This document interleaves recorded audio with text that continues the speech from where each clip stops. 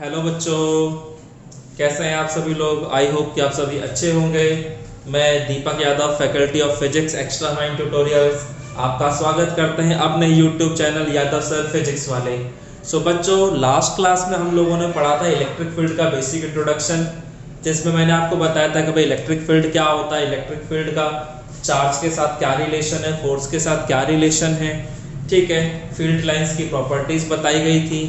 तो ये सारी चीज़ें हम लोगों ने लास्ट क्लास में ही डिस्कस कर ली थी। आज जो हम पढ़ेंगे वो है electric field due to a point charge, और फिर उसके बाद पोजीशन वेक्टर के टर्म्स में इलेक्ट्रिक फील्ड का क्या फॉर्मूला होता है, और इसके आगे आपका कुछ न्यूमेरिकल्स लिए जाएंगे इस पे बेस्ड। बच्चों, आज की क्लास स्टार्ट करते हैं हम लोग। हमारा पहला टॉपिक जो है आज का वो है electric field intensity due to a point charge. यानी कि अगर कहीं एक पॉइंट चार्ज रखा हुआ है तो उसकी वजह से फील्ड इंटेंसिटी क्या होगी। तो जैसे सपोज दैट ये आपका एक पॉइंट चार्ज है कैपिटल Q, इसकी वजह से मुझे किसी पॉइंट P पर फील्ड इंटेंसिटी देखनी है जो कि r डिस्टेंस पे है। तो वो हम कैसे कैलकुलेट कर सकते हैं। तो मैंने आपको बताया था कि जिस भी पॉइंट पे आपको फील्ड इंटेंसिटी देखनी है वहां एक पॉजिटिव टेस्ट चार्ज लाकर रख दीजिए, और पॉजिटिव टेस्ट चार्ज के लिए जो फोर्स की डायरेक्शन होगी वही फील्ड की भी डायरेक्शन होगी। तो ये वाला पॉजिटिव चार्ज इस पॉजिटिव चार्ज को इधर की तरफ धकेल रहा है, तो फोर्स की डायरेक्शन ये हो गई। फोर्स की डायरेक्शन अगर ये है तो फील्ड की डायरेक्शन भी यही है, ठीक है। अब मैंने लास्ट क्लास में आपको बताया था कि इलेक्ट्रिक फील्ड अगर हमें निकालना हो तो हम करते क्या है। F वेक्टर बटे में Q नॉट, यानी कि force experienced by the test charge. Force vector का हमारा जो फॉर्मूला होता है वो हमने कूलम्ब्स लॉ में देख लिया था।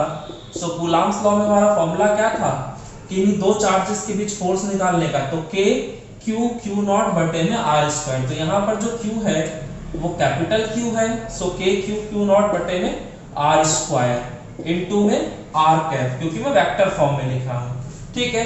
और R कैप की जो डायरेक्शन होगी वो किधर की तरफ होगी। तो आपको पता है कि इन दोनों ही वेक्टर्स के बीच यहाँ पर जो साइन है वो प्लस का है, और अगर दो वेक्टर्स के बीच प्लस का साइन यानी कि दोनों की डायरेक्शन सेम होगी। आर वेक्टर या आर कैप की डायरेक्शन भी वही होगी जो इलेक्ट्रिक फील्ड की डायरेक्शन है, ठीक है। ये आपका इलेक्ट्रिक फील्ड निकल के आ गया है due to a point charge. तो ये हमने इस तरीके से कर लिया इसको। अब इसी में हम लोग को पोजीशन वेक्टर के टर्म्स में पूछ सकता है कि electric field due to a point charge in terms of position vector. एक बार पोजीशन वेक्टर वाला भी देख लेते हैं कि वो क्या कहानी होती है। Electric field due to a point charge in terms of position vector. तो पोजीशन वेक्टर के टर्म्स में देख लेते हैं।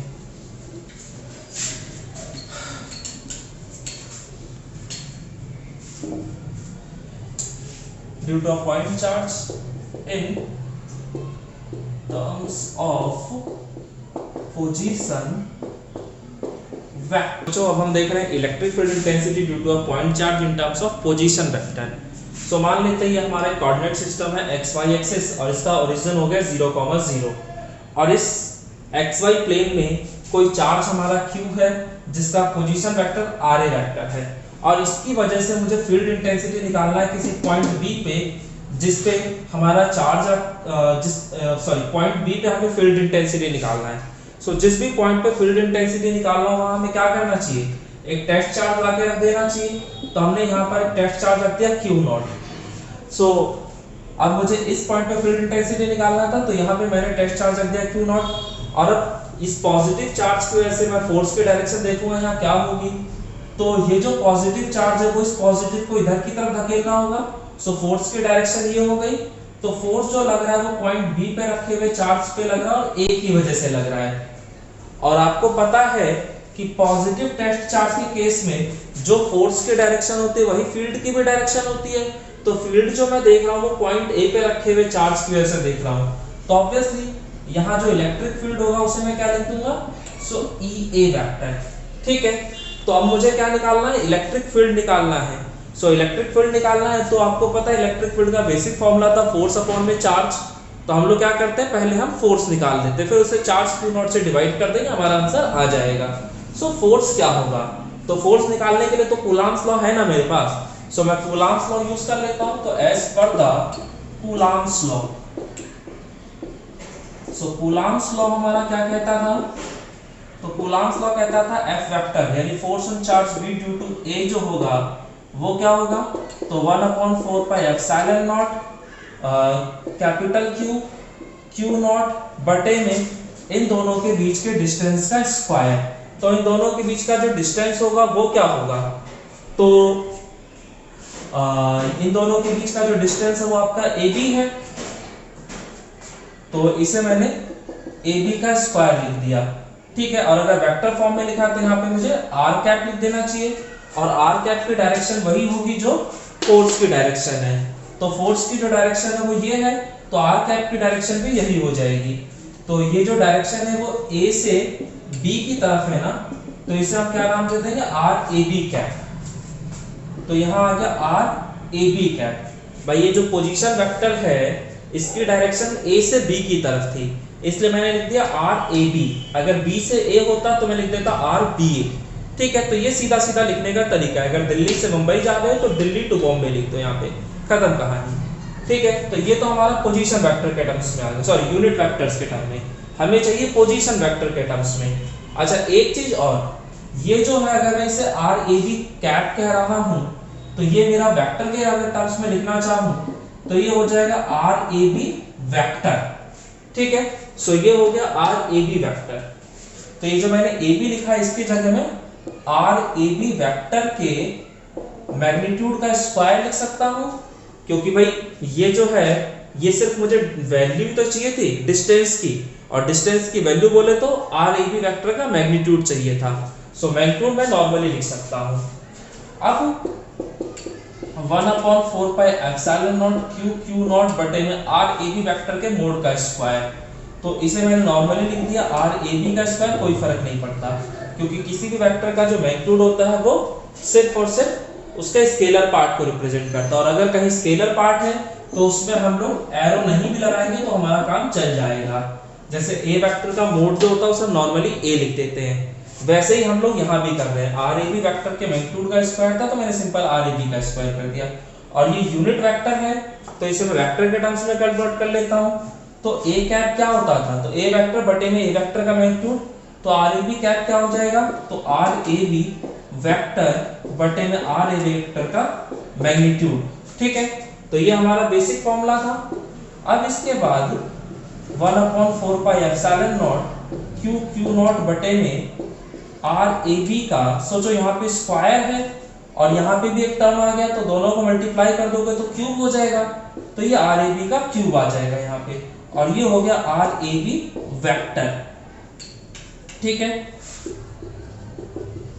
अच्छा अब देखिए यहाँ पे आपको तीन वेक्टर्स नजर आ रहे हैं, एक वेक्टर ये, एक वेक्टर ये और एक वेक्टर ये। इन तीनों वेक्टर्स में कोई एक वेक्टर आपका रिजल्टेंट वेक्टर होगा, तो इनमें रिजल्टेंट वेक्टर कौन सा वो हम कैसे पहचानेंगे, तो उसके लिए हमने triangle law of vector addition पढ़ा था। और triangle law of vector addition क्या कहता था कि जो रिजल्टेंट वेक्टर होगा उसका ऑर्डर हमेशा गिवन वेक्टर्स के ऑर्डर के अपोजिट होना चाहिए। तो भाई इनमें किसका ऑर्डर अपोजिट है, तो ऑर्डर का मतलब समझते हो ना, यानी एक ही क्रम में होना।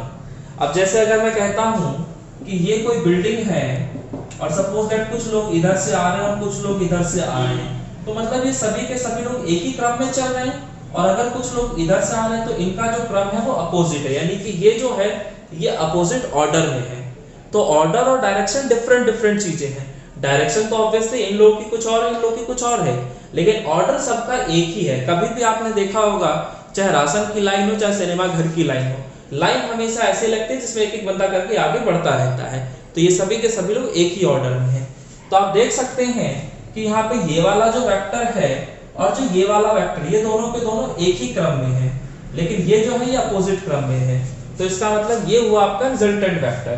तो यहाँ मैं सिंपली क्या लिख सकता हूँ, तो ट्रायंगल ऑफ वेक्टर एडिशन के अनुसार as per the triangle of vector addition, as per the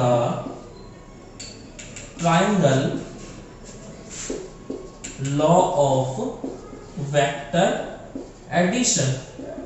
so triangle of vector addition क्या कहता है कि जो रिजल्टेंट वेक्टर होगा वो अकेले ही उतना इफेक्ट प्रोड्यूस कर देगा जितना दो या दो से अधिक वेक्टर्स मिलके कर रहे होंगे, यानी RB vector is equal to RA vector plus का आर ए बी वेक्टर।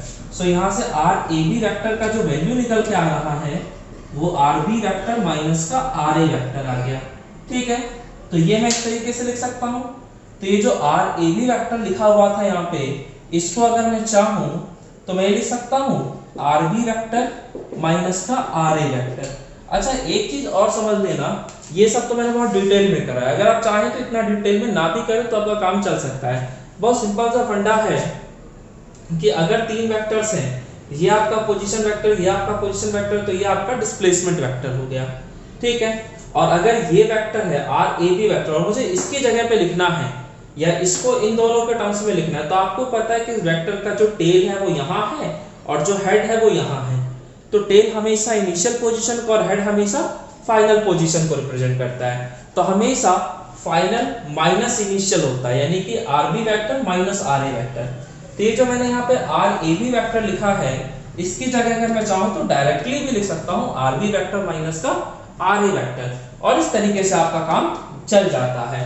ठीक है, तो ये मैंने यहाँ से निकाल दिया आपका फोर्स, और जैसे ही मुझे फोर्स मिल गया पोजीशन वेक्टर के टर्म्स में, वैसे ही मैं आपका इलेक्ट्रिक फील्ड निकाल दूंगा, क्योंकि इलेक्ट्रिक फील्ड में मुझे कुछ करना नहीं है। तो ये मैंने समझा दिया आपको, तो इसको मैं रफ कर देता हूं। तो अब मुझे इलेक्ट्रिक फील्ड निकालना था, ईए वेक्टर, भाई ए की वजह से निकालना है ना, तो ईए वेक्टर क्या होगा, तो इलेक्ट्रिक फील्ड क्या होता है, force experience by the test charge. तो जो भी चार्ज फोर्स का एक्सपीरियंस करता है उसे हम टेस्ट चार्ज कहते हैं। तो ये हमारा F बाय Q नॉट हो गया, और फोर्स जो है वो F बी ए वेक्टर है। तो बस F बी ए वेक्टर की जगह में पुट कर देता हूं, तो F बी ए वेक्टर की जगह क्या आ जाएगा, 1/4 pi epsilon not Q naught बटे में आर ए बी वेक्टर के मैग्नीट्यूड का क्यूब, और यहां आ गया आर बी वेक्टर माइनस का आर ए वेक्टर। ये तो हो गया F बी ए वेक्टर, और बटे में क्या लिखना था, Q नॉट। तो ये मैंने Q नॉट लिख दिया। तो यहाँ इस Q नॉट से ये Q नॉट चला जाएगा, तो इसके बाद जो बचेगा वो मेरा आंसर हो जाएगा। तो ये जो मेरा आंसर आएगा ये वेक्टर वो क्या होगा, तो वो हो गया 1/4 pi epsilon naught capital Q बटे में आर ए बी का क्यूब, और यहाँ आ जाएगा आर बी वेक्टर माइनस का आर ए वेक्टर। ठीक है, तो ये आ गया आपका आंसर, कोई समस्या तो नहीं है। तो ये है आपका electric field in terms of position vectors. So बच्चों, आई होप कि आपको ये बात समझ में आई होगी। तो इलेक्ट्रिक फील्ड निकालना था तो सिंपल सा फंडा था, पहले आप फोर्स निकाल लीजिए पोजीशन वेक्टर के टर्म्स में, फिर उसे आप 4 से डिवाइड कर दीजिए, आपका अपने आप आंसर निकल के आ जाएगा। चलिए, तो ये हमने कुछ चीजें सीख ली। अब इस पे बेस्ड हम लोग क्वेश्चंस करते हैं। सो अगर आपने लास्ट क्लास नहीं देखी तो एक बार जाके जरूर देख लीजिएगा, जिससे कि आपको चीजें बेहतर तरीके से समझ आए और आप न्यूमेरिकल्स को बहुत अच्छे तरीके से परफॉर्म कर सके। सो हम न्यूमेरिकल करते हैं बच्चों। तो बच्चों ये है आपका क्वेश्चन, एक बार इस क्वेश्चन को आप देखिए, समझिए कैसे करना है, फिर उसके बाद हम इसमें आगे बढ़ते हैं। तो बच्चों वीडियो पॉज करके आप लोग इसका सॉल्व करने की कोशिश कीजिएगा, हम लोग इसे सॉल्व करवाते हैं। तो क्वेश्चन क्या दे रखा है कि an oil drop of 12 excess electrons, यानी कि एक ऑयल ड्रॉप है जिसमें 12 एक्स्ट्रा इलेक्ट्रॉन है। आपको पता है कोई भी चीज इलेक्ट्रिकली न्यूट्रल होती है, और न्यूट्रल कब तक होती है, जब तक उसमें प्रोटॉन्स और इलेक्ट्रॉन्स की संख्या बराबर है, तब तक वो न्यूट्रल रहता है। लेकिन अगर कुछ भी एक्स्ट्रा में आ जाएगा, अगर इलेक्ट्रॉन एक्स्ट्रा में है तो ऑब्वियसली वहां पर नेगेटिव चार्ज हो जाएगा, क्योंकि भाई जिनकी जनसंख्या ज्यादा होगी चलेगी भी उन्हीं की, तो इलेक्ट्रॉन्स की जनसंख्या ज्यादा हो जाएगी तो चार्ज उनके हिसाब से आ जाएगा, और इलेक्ट्रॉन पे कैसा चार्ज होता है, नेगेटिव। तो ऑयल ड्रॉप पे मेरे नेगेटिव का चार्ज आएगा। तो ऑयल ड्रॉप पे जो चार्ज होगा वो कितने का होगा, तो सोचो अगर एक इलेक्ट्रॉन होता तो उसकी वजह से चार्ज होता है E, लेकिन यहाँ पे कितने एक्स्ट्रा इलेक्ट्रॉन है, 12 इलेक्ट्रॉन, तो माइनस का 12 E, तो माइनस का 12, और एक इलेक्ट्रॉन पे चार्ज होता है 1.602 × 10⁻19 कूलम। तो यहाँ से मेरे को चार्ज की वैल्यू मिल जाएगी। तो ये वैल्यू कितनी आएगी, तो 16 10 160 और 32 और जोड़ दो तो 160 और 32 हो गए 192, यानी 19.2 × में 10⁻19 कूलम।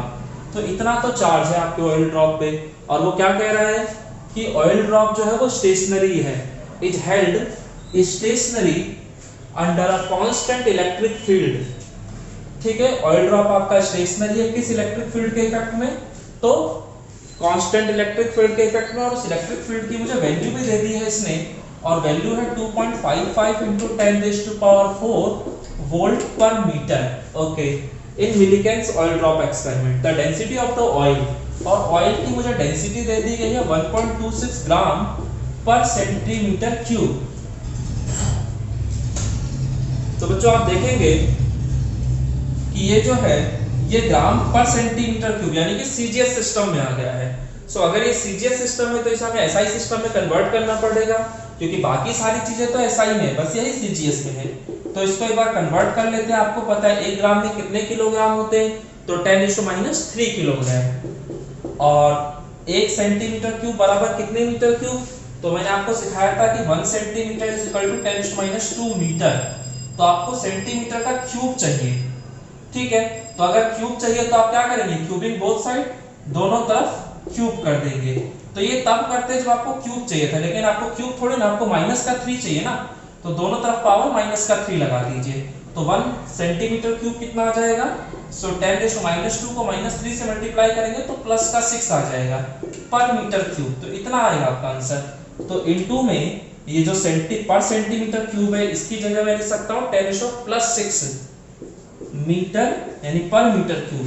तो ये क्या आ गया 1.26 इंटू 10⁻³ और +6, तो +3 हो जाएगा किलोग्राम पर मीटर क्यूब, ठीक है बच्चों। सो यहाँ आ गया पर मीटर क्यूब था और यहाँ पे आपका किलोग्राम था, ठीक है। सो ये आपका डेंसिटी का वैल्यू आ गया। अब सोचो होगा क्या अगर ये आपका एक ऑयल ड्रॉप है, ठीक है, तो इसका जो वेट होगा उसकी वजह से ऑयल ड्रॉप को नीचे गिर जाना चाहिए, लेकिन ऑयल ड्रॉप नीचे नहीं गिर रहा है। तो नीचे नहीं गिर रहा है यानी कि ऑयल ड्रॉप आपको दे रखा है कि स्टेशनरी है। तो ऑयल ड्रॉप अगर स्टेशनरी है इसका मतलब है कि उसके जो वेट के इफेक्ट है इसको बैलेंस करने के लिए कोई ना कोई फोर्स ऊपर की तरफ लग रहा है, वही तो बैलेंस करना होगा इसको। और वो फोर्स किसकी वजह से होगा, तो भाई इलेक्ट्रिक फील्ड की वजह से, क्योंकि ये चार्ज ये जो ऑयल ड्रॉप है ये इलेक्ट्रिक फील्ड के अंदर रखा हुआ है। तो अब सोचो कि अगर इस ऑयल ड्रॉप पे नेगेटिव चार्ज है और मुझे इसे नीचे गिरने से रोकना है, तो नीचे की तरफ मुझे कैसा चार्ज रखना चाहिए, नेगेटिव के पॉजिटिव, तो मुझे नेगेटिव चार्ज रखना चाहिए। तो मैंने क्या किया, यहाँ पे नेगेटिव का चार्ज रख दिया। तो यहाँ पे नेगेटिव का चार्ज रख दूंगा और ऊपर की तरफ पॉजिटिव का चार्ज रख दूंगा। और ऐसा करने की वजह से होगा क्या कि अब इस नेगेटिवली चार्ज ऑयल ड्रॉप पे ऊपर की तरफ फोर्स लगने लगेगा और वो फोर्स होगा इलेक्ट्रोस्टैटिक फोर्स। सो अब बच्चों बात समझ में आ रही है। आपको कंडीशन दे रखी थी ऑयल ड्रॉप स्टेशनरी है, और ऑयल ड्रॉप स्टेशनरी केवल तभी हो सकता है जब जितना फोर्स उस पे वेट की वजह से नीचे लग रहा था उतना ही इलेक्ट्रोस्टैटिक फोर्स ऊपर की तरफ लगे। और ऊपर की तरफ फोर्स तभी लग सकता है जब नीचे की तरफ नेगेटिवली चार्ज पार्टिकल्स रखे हो और ऊपर की तरफ पॉजिटिवली चार्ज पार्टिकल रखे हो। और आपको पता है कि फील्ड लाइंस किससे निकलती हैं, तो पॉजिटिवली चार्ज पार्टिकल्स और नेगेटिव चार्ज पे एंटर कर जाती हैं। यानी कि अगर मैं पूछूं कि हाँ इलेक्ट्रिक फील्ड की डायरेक्शन क्या होगी, तो ऑब्वियसली इलेक्ट्रिक फील्ड की डायरेक्शन आपका नीचे की तरफ होगी। तो ये हो गया इलेक्ट्रिक फील्ड की डायरेक्शन। अगर आपसे पूछ लेता क्वेश्चन में कि ऑयल ड्रॉप को स्टेशनरी रखने के लिए मुझे इलेक्ट्रिक फील्ड किस डायरेक्शन में रखना चाहिए, तो होना चाहिए डाउनवर्ड, ठीक है। सो इलेक्ट्रिक फील्ड डाउनवर्ड होगा। आप यहाँ से एक और चीज नोटिस कर सकते हैं कि जब पॉजिटिव चार्ज होता था तो फोर्स और फील्ड की डायरेक्शन सेम होती थी, जबकि यहाँ पर जो है वो फील्ड की डायरेक्शन नीचे की तरफ है, फोर्स की डायरेक्शन ऊपर की तरफ। तो यहाँ से आप एक कंक्लूजन निकाल सकते हैं कि for a negative charge the direction of force and field are opposite, ठीक है। तो दोनों की डायरेक्शन अपोजिट होती है। बस खत्म कहानी, क्वेश्चन हो चुका है आपका। आप क्या लिखेंगे, as the oil drop is stationary, so as the oil drop is stationary, क्योंकि ऑयल ड्रॉप हमारा स्टेशनरी है और स्टेशनरी होने का मतलब है कि दोनों फोर्सेस एक दूसरे के बराबर होंगे, ठीक है। यानी इलेक्ट्रोस्टैटिक फोर्स ग्रेविटेशनल फोर्स के बराबर होगा, और ये जो ग्रेविटेशनल फोर्स है वो किसके बराबर है, तो बॉडी के वेट के बराबर है। और यहाँ इलेक्ट्रोस्टैटिक फोर्स क्या होगा, तो आपको देखो इस बार जो है, इस बार आपको चार्ज पता है जो फोर्स एक्सपीरियंस कर रहा है, और फील्ड पता है। तो जब चार्ज और फील्ड पता हो तो फोर्स का कौन सा वाला फॉर्मूला लगता है, तो उस वक्त हमारा जो फॉर्मूला लगता है वो ये वाला लगता है, F = QE, ठीक है। यही था ना आपका फॉर्मूला, E = F/, मैं आपको लिख के दिखा देता हूं। आपका जो फॉर्मूला था वो ये था, E = F/Q0, force experience by the test charge. तो यहां से फोर्स क्या निकल के आ जाएगा, तो Q0 * में E, तो टेस्ट चार्ज में किसे कहता हूँ, वो कोई भी चार्ज जो फोर्स एक्सपीरियंस कर रहा हो। तो यहाँ पे तो ऑयल ड्रॉप फोर्स एक्सपीरियंस कर रहा है, तो ये मेरा हो गया टेस्ट चार्ज। तो बस खत्म कहानी। तो इलेक्ट्रोस्टैटिक फोर्स की जगह जो मेरा ऑयल ड्रॉप था उसका चार्ज इनटू में जो इलेक्ट्रिक फील्ड था। अब आपको चार्ज की वैल्यू पता है, इलेक्ट्रिक फील्ड की वैल्यू भी पता है, जी की वैल्यू पता है, तो आप आसानी से यहाँ से मास निकाल सकते हैं। तो यहाँ से आपका मास निकल के आ जाएगा। सो मास क्या होगा, तो QE बटे में G, और वो आप सॉल्व कर लेंगे कि मास की वैल्यू क्या निकल के आएगी। अब अगर मास आपको पता चल चुका है, डेंसिटी आपको ऑलरेडी गिवन है, तो सोचो जब भी मास और डेंसिटी दे रखा हो तो मैं वॉल्यूम निकाल लेता हूँ। कौन सा फॉर्मूला लगाता हूँ, तो ये वाला फॉर्मूला लगाता हूँ, density is equal to mass upon volume. So यहाँ से वॉल्यूम क्या निकल के आएगा, तो वॉल्यूम निकल के आ जाएगा मास इनटू में डेंसिटी। अब देखो मास पता था मुझे, वॉल्यूम डेंसिटी पता था, वॉल्यूम निकल गया, लेकिन मुझे वॉल्यूम थोड़े ना निकालना है, मुझे तो रेडियस निकालनी है। तो मुझे बताओ ये जो मेरा ऑयल ड्रॉप होता है इसका शेप कैसा है, तो स्फेरिकल शेप है, और स्फीयर का वॉल्यूम क्या होता है, तो 4/3 पाई आर क्यूब। तो बस इस d की जगह हम लिख देंगे 4/3 pi R cube is equal to mass into में डेंसिटी। अब मुझे बताओ 4/3 पाई जानते हो आप लोग, मास जानते हो, डेंसिटी जानते हो, तो यहाँ से आर क्यूब की वैल्यू निकल के आ जाएगी, और आर क्यूब अगर निकल गया तो आर भी निकल जाएगा। तो इस तरह से आप आंसर निकाल सकते हैं अपना। ठीक है, मैं ये कैलकुलेशन करके यहाँ टाइम वेस्ट नहीं कर रहा हूँ आपका, हम आपको ये काम आपके लिए छोड़ रहे हैं, आप अपने आप कर लीजिएगा इसको। बाकी कंसेप्ट मैंने आपको पूरा बता दिया है, और वैसे ही मैं टीचर तो फिजिक्स का हूँ, तो मैं फिजिक्स ही बताऊंगा, मैथमेटिक्स थोड़े ना बताऊंगा आपको। सो ये आप खुद कर लीजिएगा। चलिए बच्चे, अब इसके बाद हम अगला क्वेश्चन देखते हैं। तो बच्चों ये है आपका अगला क्वेश्चन। एक बार इस क्वेश्चन को भी देख लीजिए आप लोग वीडियो को पॉज करके, और बाकी मैं इसको सॉल्व कराने की कोशिश करता हूँ। तो क्वेश्चन क्या दे रखा है, पार्टिकल ऑफ मास 10⁻³ किलोग्राम। तो हमारे को एक पार्टिकल दे रखा है जिसका मास हमें पता है, और मास कितना है, तो 10⁻³ किलोग्राम, और चार्ज दे रखा है 5 माइक्रो कूलम। तो माइक्रो है तो इसे हम कन्वर्ट कर लेंगे, माइक्रो का मतलब 10⁻6 होता है। तो ये आपको चार्ज की वैल्यू दे दी गई। फिर क्या कहा गया, is throne at a speed of इतना। तो जिस स्पीड से फेंका गया है वो तो उसका इनिशियल स्पीड होगा, तो यहाँ पर इनिशियल स्पीड दे रखा है, और वो कितना है, तो वह 20 मीटर पर second against the uniform electric field. और जो इलेक्ट्रिक फील्ड है मतलब इलेक्ट्रिक फील्ड के अगेंस्ट फेंका गया है।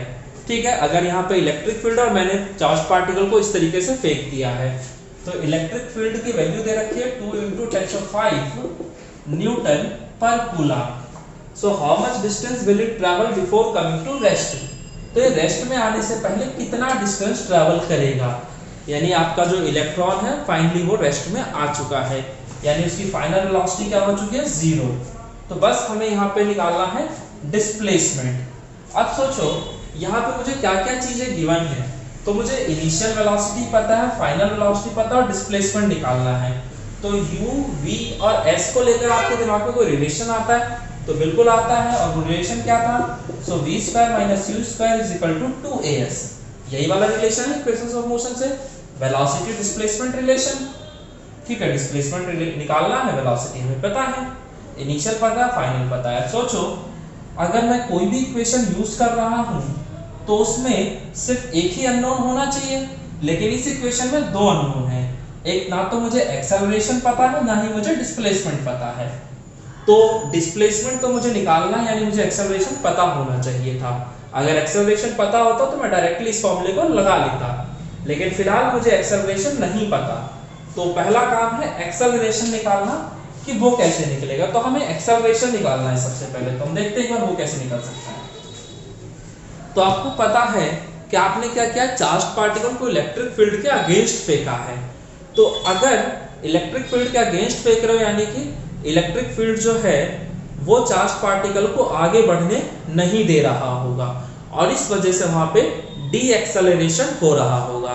ठीक है, यानी कि नेगेटिव एक्सेलरेशन हो रहा होगा, यानी कि चार्ज पार्टिकल की स्पीड जो धीरे धीरे कम होती जा रही होगी, फाइनली जाके वो रुक गया होगा। तो जो यहाँ पे नेगेटिव एक्सेलरेशन आ रहा है वो आ तो इलेक्ट्रिक फील्ड की वजह से रहा है, तो यानी जो भी फोर्स लग रहा है वो इलेक्ट्रिक फील्ड की वजह से लग रहा है। तो मेरे को पता है कि जब किसी चार्ज पार्टिकल को इलेक्ट्रिक फील्ड में रखते हैं तो फोर्स का फॉर्मूला होता है F = QE। ठीक है, तो जो भी एक्सेलरेशन आया था वो इलेक्ट्रिक फील्ड की वजह से ही आया था, तो ये जो फोर्स है इसकी जगह मास इनटू एक्सेलरेशन लिख सकता हूं मैं। ठीक है, तो अब यहां से मेरी एक्सेलरेशन की वैल्यू निकल के आ जाएगी QE/m। सोचो चार्ज आपको गिवन है, इलेक्ट्रिक फील्ड भी आपको गिवन है, मास भी आपको गिवन है, तो यहां से एक्सेलरेशन निकल जाएगा। और जैसे ही आपको एक्सेलरेशन मिल जाए आप इस वाले फॉर्मूले के अंदर वैल्यू डाल दीजिए, आपको डिस्प्लेसमेंट मिल जाएगा आसानी से। ठीक है, करना ही क्या, फाइनल वेलोसिटी की वैल्यू डालिए, इनिशियल वेलोसिटी की वैल्यू डालिए, एक्सेलरेशन की वैल्यू डालिए, डिस्प्लेसमेंट निकल के अपने आप आ जाएगा। सो इतना आपका बेसिक मैथमेटिक्स है जो आप अपने आप से कर सकते हैं। ठीक है बच्चों, सो अब हम बढ़ते हैं अगले क्वेश्चन की तरफ। तो बच्चों ये है आपका अगला क्वेश्चन। ये क्वेश्चन क्या रहा है आपसे कि सिंपली आपके पास दो चार्जेस हैं, एक चार्ज है Q और एक चार्ज है 4Q, और दोनों के बीच का डिस्टेंस है R। और आपसे बस क्वेश्चन में इतना पूछा गया है कि find the point on the line joining the two charges eight which electric field intensity is 0। यानी कि आपको इन दोनों चार्जेस को ज्वाइन करने वाली लाइन पर एक ऐसा पॉइंट बताना है जहां पर इलेक्ट्रिक फील्ड इंटेंसिटी की वैल्यू 0 हो। ठीक है, तो बस आपको वो पॉइंट बताना है। ये क्वेश्चन मैं आपको न्यूट्रल पॉइंट पे भी करा चुका हूँ। जब मैं न्यूट्रल पॉइंट का कंसेप्ट आपको समझा रहा था तो वहाँ पे इस तरह का क्वेश्चन मैंने डिस्कस किया था आपसे। ठीक है, कि एक चार्ज छोटा एक चार्ज बड़ा है, तो बताओ न्यूट्रल पॉइंट किधर होगा। न्यूट्रल पॉइंट बोला जाए तो वो पॉइंट जहाँ पर इलेक्ट्रिक फील्ड इंटेंसिटी 0 होती है। ये सारी चीज़ें मैंने लास्ट वीडियो में डिस्कस कर दी हैं, अगर आप चाहें तो लास्ट वीडियो पर जाके देख सकते हैं। चलिए तो देखते हैं इसमें क्या हो सकता है। मुझे पूछा गया कि वो पॉइंट बताइए जहाँ पर इलेक्ट्रिक फील्ड इंटेंसिटी 0 हो। तो मैंने मान लिया कहीं इलेक्ट्रिक फील्ड इंटेंसिटी 0 होगा, वो जो पॉइंट है वो ये है पॉइंट P। सो जो टोटल डिस्टेंस मुझे दे रखा है, तो मैंने मान लिया कि जो पॉइंट P है वो पॉइंट B से x डिस्टेंस पे है। तो यहाँ से क्या डिस्टेंस हो जाएगा, तो r - x। भाई ये अगर x है तो ये बचा हुआ होगा, तो टोटल में से ये माइनस कर दिया, ये आ गया। ठीक है, तो हमने मान लिया है कि let at point P electric field intensity is 0। तो हमने मान लिया कि पॉइंट P पे हमारा इलेक्ट्रिक फील्ड इंटेंसिटी 0 है। अब जिस भी पॉइंट पर इलेक्ट्रिक फील्ड इंटेंसिटी देखना होता है वहाँ करना क्या है, हमें एक पॉजिटिव टेंशन लाके रख देना है। और ये वाला पॉजिटिव चार्ज इस पॉजिटिव टेस्ट चार्ज को किधर की तरफ धकेलेगा, इधर की तरफ। तो ये जो फील्ड है ये A पे रखे हुए चार्ज की वजह से है, तो ये हो गया ये। और ये जो पॉजिटिव चार्ज है ये भी इस पॉजिटिव टेस्ट चार्ज को इधर की तरफ धकेल रहा होगा, तो ये हो जाएगा फील्ड ड्यू टू B। और क्योंकि आपको दे रखा है पॉइंट P पर इलेक्ट्रिक इंटेंसिटी 0, इसका मतलब क्या है, ये दोनों फील्ड्स की वैल्यू बराबर होनी चाहिए। क्योंकि जब दो वेक्टर्स इक्वल मैग्नीट्यूड के हों और अपोजिट डायरेक्शन में, तभी तो वो एक दूसरे के इफेक्ट को कैंसिल कर पाते हैं। तो मैं कहूँगा क्योंकि at point P electric field is equal to 0, इसलिए electric field due to charge at point A is equal to electric field due to charge at point B। तो A की वजह से जो इलेक्ट्रिक फील्ड है वो क्या है, तो इलेक्ट्रिक फील्ड का फॉर्मूला पता है KQ/R²। Q का मतलब होता है चार्ज, मतलब सोर्स चार्ज, और R का मतलब डिस्टेंस ऑब्जर्वेटरी पॉइंट से। तो KQ/R², R बोला जाए तो ये डिस्टेंस यानी कि AP का स्क्वायर। और B की वजह से देखोगे तो K 4 टाइम्स ऑफ Q बटे में BP का स्क्वायर। अब ये AP और BP की वैल्यू डाल देते हैं, और देखो K से K कट जाएगा, Q से Q कट जाएगा, तो 1/AP। AP बोला जाए तो R - x, तो इसका स्क्वायर इज इक्वल टू 4 बटे में BP बोला जाए तो x²। ये निकल के आ गया। सब क्रॉस मल्टीप्लिकेशन आपको करा सकते हैं आसानी से। सो क्रॉस मल्टीप्लिकेशन पे x² is equal to 4 into में R - x का स्क्वायर। तो इसको मैं ऐसे लिख सकता हूँ x² is equal to 2 into R - x का होल स्क्वायर। कोई फर्क तो नहीं पड़ता, जब 4 है तो 2 का स्क्वायर होगा। तो सोचो ये भी स्क्वायर है ये भी स्क्वायर, तो मैंने पूरे पे स्क्वायर लगा दिया। अब इधर का स्क्वायर इधर के स्क्वायर से कट जाएगा, तो x इज इक्वल टू 2 को r से मल्टीप्लाई करोगे 2r, x से करोगे तो माइनस का 2x। और मुझे जो वैल्यू फाइंड आउट करनी है वो x की फाइंड आउट करनी है, तो मैं x को सबको एक तरफ ले जाऊंगा, तो इस x को इधर ले जाता हूँ, तो ये आ जाएगा 2x इधर आ गया, तो इतना हो गया x plus 2x is equal to 2r, तो ये हो गया 3x is equal to 2r, तो x इज इक्वल टू कितना आ गया, सो 2r बाय 3, सो x की वैल्यू आपको ये निकल के आ जाएगी, यानी कि इतने डिस्टेंस पर इलेक्ट्रिक फील्ड डेंसिटी की वैल्यू 0 होगी। सो बात समझ में आती है कि किस पॉइंट पे इलेक्ट्रिक फील्ड डेंसिटी की 0 होगी। चलो बच्चों, सो अब अगला क्वेश्चन देखते हैं।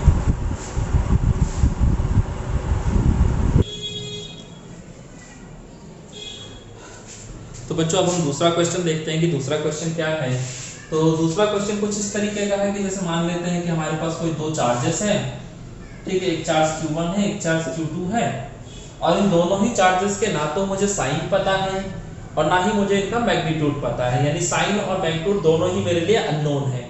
और मुझसे बोला जाए कि आप ऐसी दो कंडीशंस बताइए जिसके लिए इलेक्ट्रिक फील्ड इंटेंसिटी की वैल्यू 0 हो, और वो 0 कहाँ हो, तो इन दोनों चार्जेस के बीच में ना हो के इन दोनों चार्जेस को ज्वाइन करने वाली लाइन पे कहीं हो, यानी write two essential conditions for the electric field intensity to be 0 not between the charges but on the line joining the two charges. ठीक है, सो मुझे ये कंडीशन दे दी है, तो ना मुझे चार्जेस का मैग्नीट्यूड पता है अभी, ना ही मुझे साइन पता है, तो मुझसे पूछा जा रहा है कि बस वो पॉइंट बता दीजिए जहां इलेक्ट्रिक फील्ड इंटेंसिटी की वैल्यू 0 हो, और वो पॉइंट भी कह रखा है कि इन दोनों चार्जेस के बीच में नहीं होना चाहिए, इन दोनों को ज्वाइन करने वाली लाइन पे होना चाहिए, यानी कि जो आपका न्यूट्रल पॉइंट है वो इस लाइन पे कहीं होना चाहिए, बस इनके बीच में नहीं होना चाहिए। ठीक है, तो आप कहीं भी मान लो, इधर की तरफ मान लो, इधर की तरफ मान लो, मर्जी आपकी है। मैंने मान लिया कि इधर की तरफ है, और मैंने क्या माना कि पॉइंट P जो है ये मेरा एक ऐसा पॉइंट है जहां पे इलेक्ट्रिक फील्ड इंटेंसिटी की वैल्यू 0 है। ठीक है, अच्छा अब फील्ड इंटेंसिटी की वैल्यू वहां 0 कब होगी, तो पहले मैं साइन की बात कर लेता हूं कि दोनों का साइन क्या होना चाहिए। मुझे तो कुछ साइन के बारे में जानकारी है नहीं, मैंने माना कि दोनों पॉजिटिव हैं, सो अगर मैं दोनों ही पॉजिटिव मान लूं तो ये वाला जो पॉजिटिव चार्ज है, आपको पता है जिस भी पॉइंट पे फील्ड इंटेंसिटी निकालना हो हमें क्या करना चाहिए, एक पॉजिटिव टेस्ट चार्ज लाके रख देना चाहिए। तो ये वाला जो पॉजिटिव चार्ज है वो इस पॉजिटिव टेस्ट चार्ज को इधर की तरफ धकेल रहा है, और ये जो पॉजिटिव है वो भी इधर ही की तरफ धकेलेगा। तो सीधा सा फंडा है कि अगर दोनों की वजह से फील्ड की डायरेक्शन सेम है तो सेम डायरेक्शन में जब दो वेक्टर तो सिंपली ऐड अप हो जाते हैं, और ऐड अप होकर कभी वैल्यू 0 हो सकती है क्या, नहीं हो सकती। तो इसका मतलब ये हुआ कि दोनों चार्जेस पॉजिटिव नहीं हो सकते, और सेम ऐसे ही दोनों चार्जेस नेगेटिव भी नहीं हो सकते, क्योंकि अगर मैं दोनों को नेगेटिव कर दूं तो क्या कहानी बनेगी, तो ये वाला नेगेटिव चार्ज जो है इस पॉजिटिव टेस्ट चार्ज को अपनी तरफ खींचेगा, और ये वाला जो नेगेटिव चार्ज है ये भी इस पॉजिटिव टेस्ट चार्ज को अपनी तरफ खींचेगा। तो फिर कहानी वही हो गई कि दोनों की वजह से फील्ड की डायरेक्शन सेम है, और जब डायरेक्शन सेम है तो सिंपली ऐड अप हो जाएंगे, और ऐड अप होकर कभी भी 0 तो नहीं होगा। तो मुझे ये समझ में आ गया कि ये दोनों चार्जेस ना तो पॉजिटिव हो सकते हैं ना ही नेगेटिव हो सकते हैं, यानी कि यहाँ जो कॉम्बिनेशन होगा वो प्लस माइनस का होगा, यानी कि एक प्लस का हो और एक माइनस का हो, तभी पॉसिबल है। देख लेता हूँ, इसको भी करके दिखा देता हूँ आपको। तो देखो बच्चों, मैंने मान लिया कि ये पॉजिटिव का और ये नेगेटिव का है, तो ये जो पॉजिटिव वाला है वो इस पॉजिटिव को इधर की तरफ धकेल रहा होगा, और जो नेगेटिव वाला है वो इस पॉजिटिव को अपनी तरफ खींच रहा होगा। ठीक है, अब जब दोनों की वजह से फील्ड अपोजिट डायरेक्शन में है तो फिर तो 0 आने की संभावना है ना, अगर दोनों की वैल्यू बराबर हो तो फील्ड की वैल्यू अपने आप 0 हो जाएगी, रिजल्टेंट फील्ड 0 हो जाएगा। तो पहली कंडीशन तो मुझे पता चल गई कि the two charges should be of opposite sign, एक कंडीशन फुलफिल हो गई। अब दूसरी कंडीशन देखते हैं। तो मुझे क्या पता है कि अगर मैं दोनों चार्जेस ले लेता हूं तो मेरा ये जो पॉइंट P है यहाँ पर फील्ड इंटेंसिटी 0 हो सकती है। सो मैंने मान लिया कि let at point P electric field is equal to 0, यानी फील्ड इंटेंसिटी की वैल्यू 0 है, और फील्ड इंटेंसिटी की वैल्यू 0 कब होती है, तो जब दोनों फील्ड्स बराबर हो, यानी कि E1 जो हो वो E2 के बराबर हो। तो अगर इन दोनों चार्जेस के बीच का गैप मुझे दे रखा है r है, ठीक है, और ये पॉइंट मैंने माना था, तो इसके डिस्टेंस में मान लेता हूं कि x है, तो E1 की वैल्यू क्या हो जाएगी, तो k q1 बटे में ये पूरा डिस्टेंस यानी कि r प्लस एक्स का होल स्क्वायर, और E2 जो होगा वो क्या होगा, तो E2 तो इसकी वजह से है ना, तो k Q2 बटे में x का स्क्वायर, ये आ गया। अब यहाँ पर k1 से k1 कट गया तो बचा क्या, Q1 बटे में r प्लस एक्स का whole square is equal to Q2 बटे में x स्क्वायर, ये निकल के आ गया सिंपल सा। अब मैंने आपको पहले भी एग्जांपल दिया था कि ये दोनों बराबर हैं, और बराबर हैं इसका मतलब क्या है कि एक चीज समझ लो, पहली चीज तो ये है कि ये जो r प्लस एक्स का स्क्वायर है ऑब्वियसली वो x स्क्वायर से तो बड़ा है, ये जो टोटल डिस्टेंस है r प्लस एक्स का होल स्क्वायर वो इस x स्क्वायर से तो बड़ा है, तो इसका मतलब इधर का जो डिनोमिनेटर है वो इधर के डिनोमिनेटर से बड़ा है। और आपको पता है कि अगर इधर का डिनोमिनेटर इसका डिनोमिनेटर से बड़ा और ये दोनों के दोनों टर्म्स बराबर होनी चाहिए, इसका मतलब क्या है कि इसका जो न्यूमरेटर होगा वो इसके न्यूमरेटर से बड़ा होगा, यानी कि मैं कह सकता हूं क्योंकि r प्लस एक्स का whole square is greater than x square, इसलिए q1 should be greater than equal to should be greater than q2, यानी कि ये वाला चार्ज जो होगा ये बड़ा होना चाहिए। ये बिल्कुल वैसे ही जैसे दो लोगों को बोल दिया गया है कि भैया दोनों की सेविंग जो है बराबर होनी चाहिए, लेकिन उनमें से एक बंदा ऐसा है जिसकी सैलरी 1 लाख रुपए और दूसरा बंदा ऐसा है जिसकी सैलरी 30,000 रुपए है, और दोनों को दे दिया कि भैया महीने में तुम्हें 10,000 रुपए कमा कर देने हैं, ठीक है, 10,000 रुपए बचा कर देने हैं। तो जो 1 लाख रुपए कमा रहा होगा अगर उसे 10,000 रुपए बचाना है तो सीधा सा बंदा वो 90,000 उड़ाएगा, ठीक है। जो 1 लाख रुपए कमा रहा है अगर उसे 10,000 बचाना है तो वो 90,000 उड़ाएगा, और जो 30,000 कमा रहा है उसको भी अगर 10,000 बचाना है तो वो सिर्फ 20,000 उड़ाएगा। यानी जिसकी आमदनी ज्यादा है उसको खर्चा भी ज्यादा करना पड़ेगा, जिसकी आमदनी कम है उसको खर्चा भी कम करना पड़ेगा, तभी तो दोनों की सेविंग बराबर हो पाएगी। यानी कि अगर इसका डिनोमिनेटर इसके डिनोमिनेटर से बड़ा है तो इसका जो न्यूमरेटर होना चाहिए वो भी इसके न्यूमरेटर से बड़ा होना चाहिए। यानी कि सीधा सीधा समझ में आ गया मुझे कि Q1 जो है Q2 से बड़ा होना चाहिए, क्योंकि r प्लस एक्स की जो वैल्यू है वो इस x की वैल्यू से बड़ी है, ठीक है। तो यहाँ से मुझे दोनों कंडीशंस पता चल जाती है। पहली कंडीशन तो ये है कि दोनों चार्जेस जो होने चाहिए वो अपोजिट नेचर के होने चाहिए, यानी कि एक पॉजिटिव का हो तो दूसरा नेगेटिव का हो। और जो दूसरी कंडीशन है वो क्या है, तो दूसरी कंडीशन ये है कि आपका जो न्यूट्रल पॉइंट है, यानी कि वो पॉइंट जहां फील्ड इंटेंसिटी 0 होती है वो हमेशा किसके पास होगा, तो छोटे वाले चार्ज के पास होगा। Q2 छोटा वाला चार्ज था ना आपका, सो छोटे वाले चार्ज के पास होगा।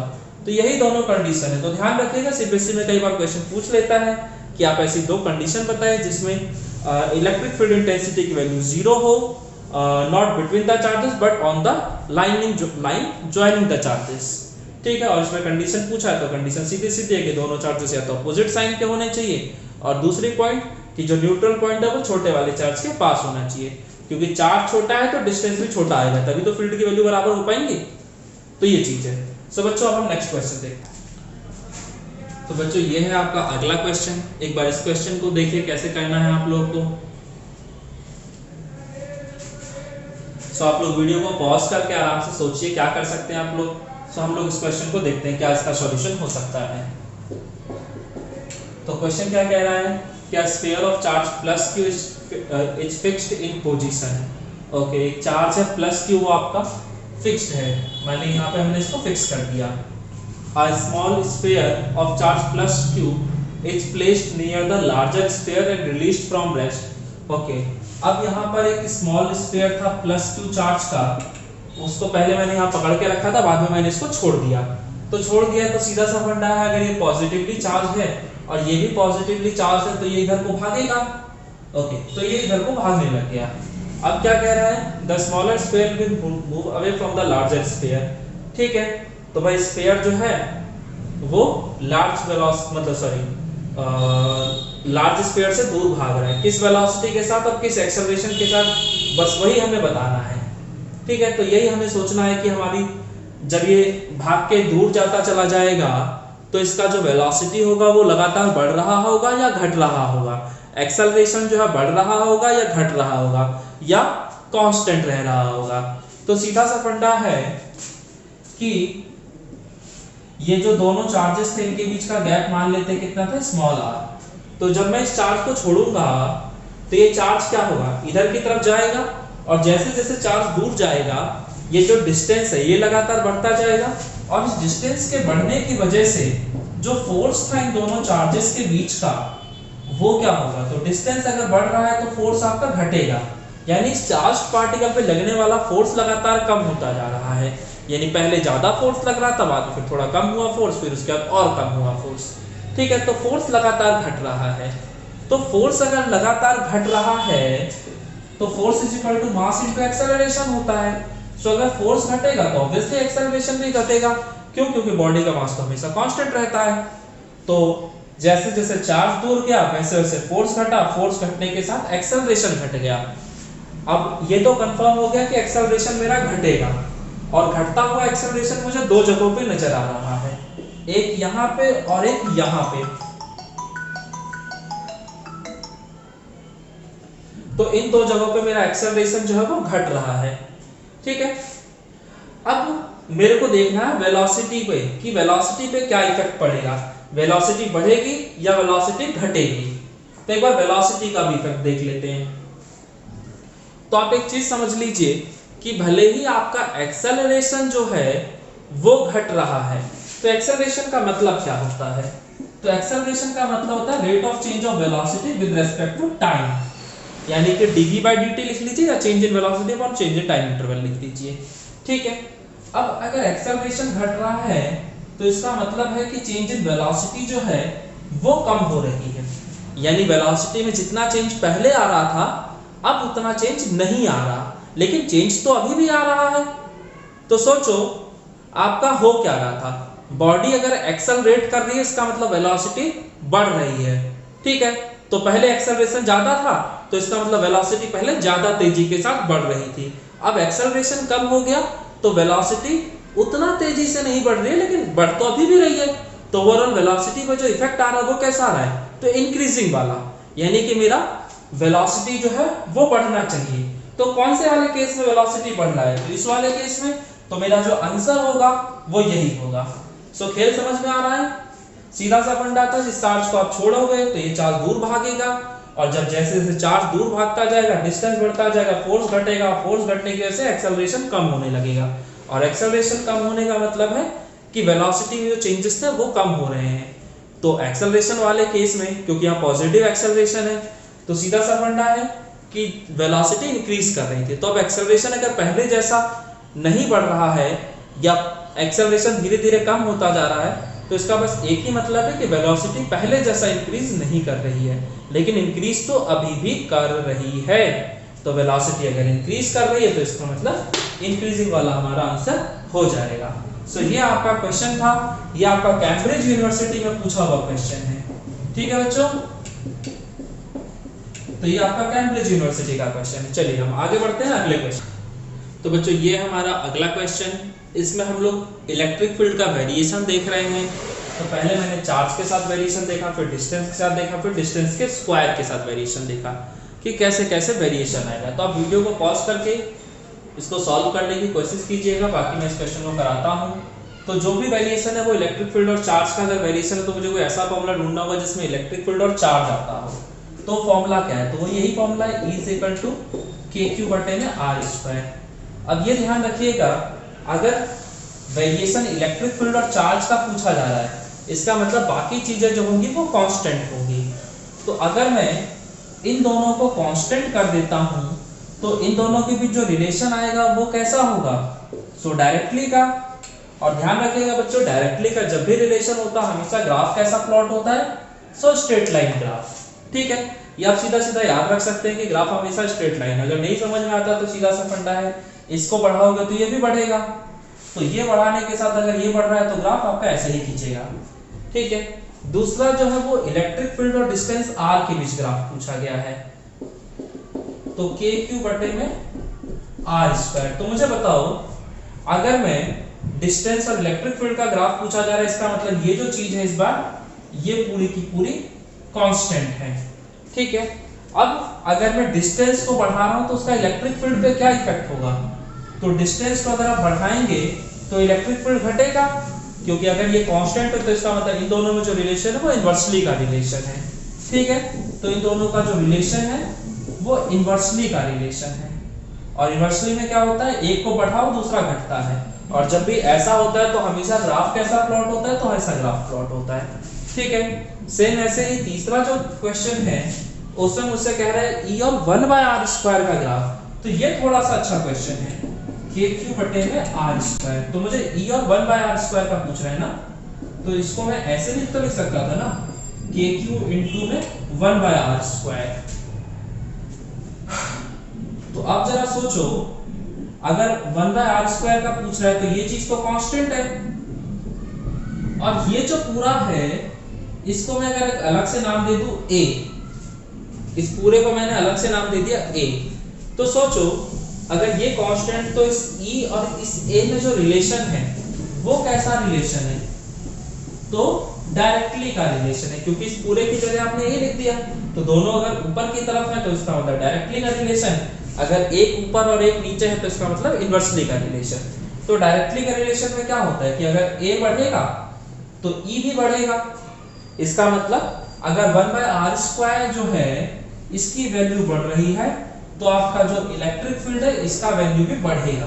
तो जब दोनों एक साथ बढ़ रहे होंगे तो ग्राफ हमेशा ऐसा प्लॉट होगा। सो ये आपका ग्राफ का एक क्वेश्चन है। इसके बाद मैं ग्राफ का ही आपको दूसरा क्वेश्चन भी कराता हूं।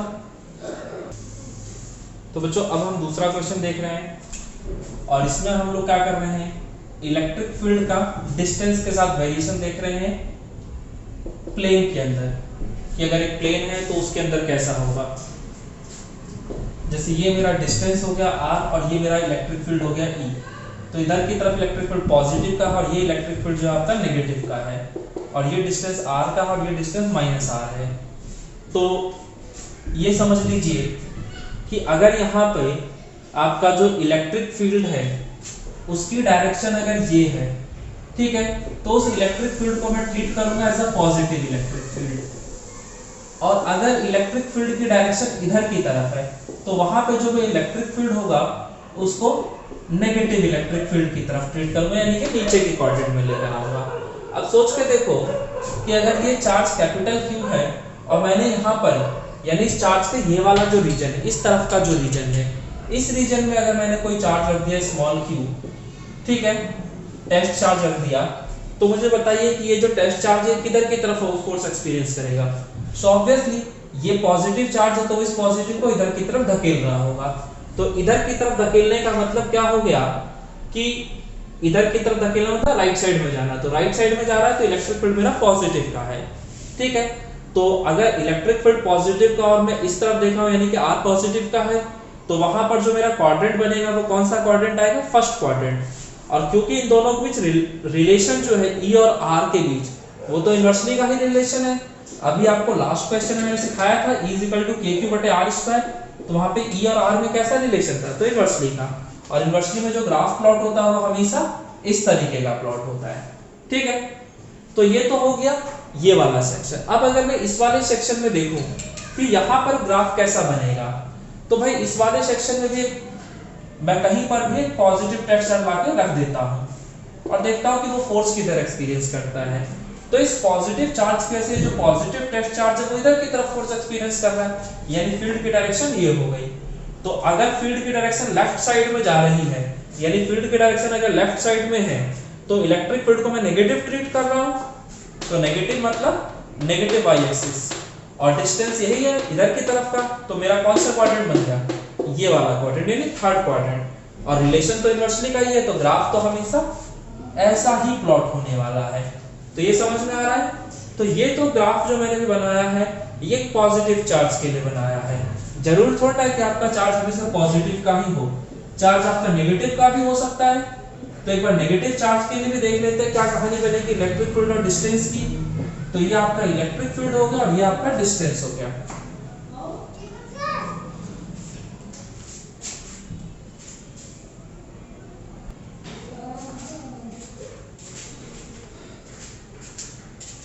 तो हम नेगेटिव चार्ज के लिए देख रहे हैं। सो नेगेटिव चार्ज में क्या होगा, कहानी फिर से वही है।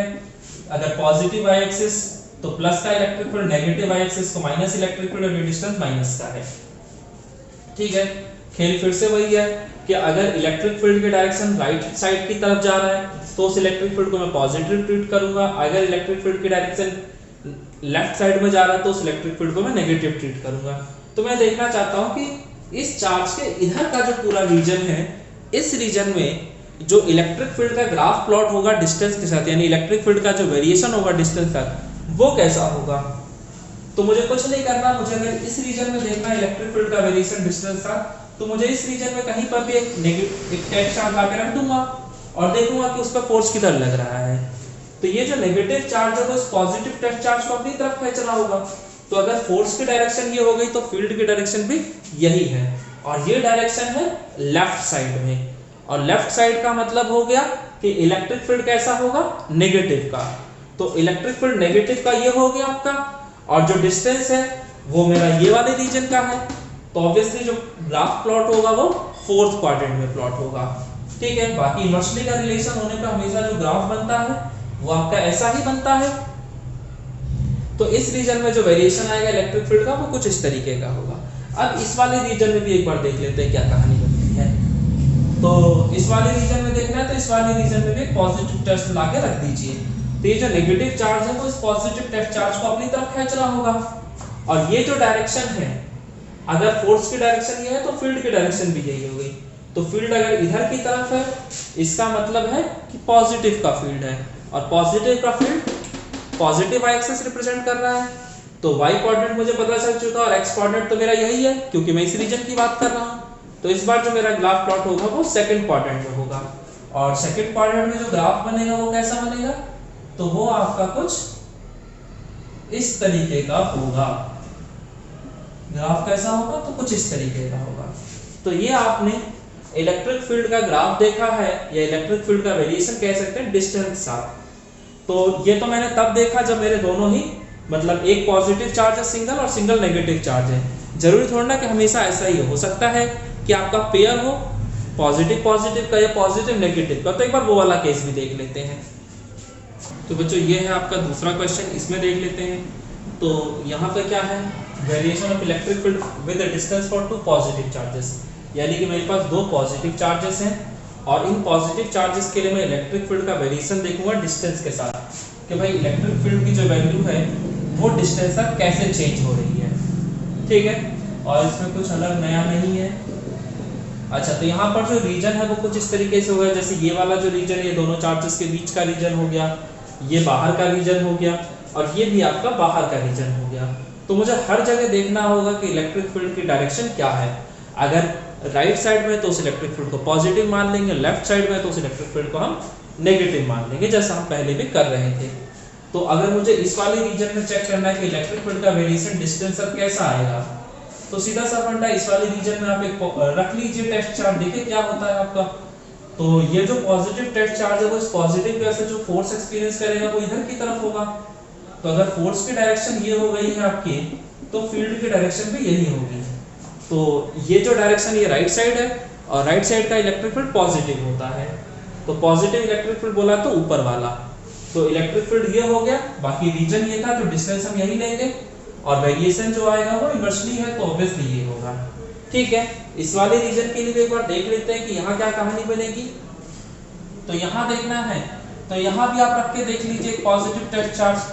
तो ये जो पॉजिटिव चार्ज है वो इस पॉजिटिव को किधर धकेल रहा होगा, इधर की तरफ। तो फील्ड की डायरेक्शन ये हो गई आपकी, तो फील्ड जो है लेफ्ट साइड में आ रहा है, और लेफ्ट साइड का फील्ड मैंने आपको पहले ही बताया था नेगेटिव का होगा। तो नेगेटिव का होगा मतलब इलेक्ट्रिक फील्ड ये है, बाकी इस वाले रीजन की बात करो तो डिस्टेंस तो यही काउंट होगा। तो इलेक्ट्रिक फील्ड का डिस्टेंस और जो वेरिएशन होता है वो इन्वर्सली का रिलेशन, यानी ग्राफ ऐसा होगा। ये समझ में आ रहा है। अब हम देखते हैं इस बीच के रीजन में क्या कहानी होगी। तो बीच के रीजन में जो इफेक्ट आएगा वो इन दोनों ही चार्जेस का आएगा। तो अगर ये दोनों चार्जेस बराबर मैग्नीट्यूड के हैं तो इनके जो बिल्कुल मिडिल वाला पॉइंट होगा वो तो आपका न्यूट्रल पॉइंट होगा, यानी कि वहां पर इलेक्ट्रिक फील्ड की वैल्यू 0 होगी। ठीक है, तो हम लोग क्या करेंगे, इधर की तरफ देखते हैं पहले क्या कहानी है। तो यहाँ भी एक पॉजिटिव टेस्ट ला के रख देता हूँ। तो ये पॉजिटिव टेस्ट चार्ज इस पॉजिटिव चार्ज की वजह से किधर भागेगा, इधर की तरफ।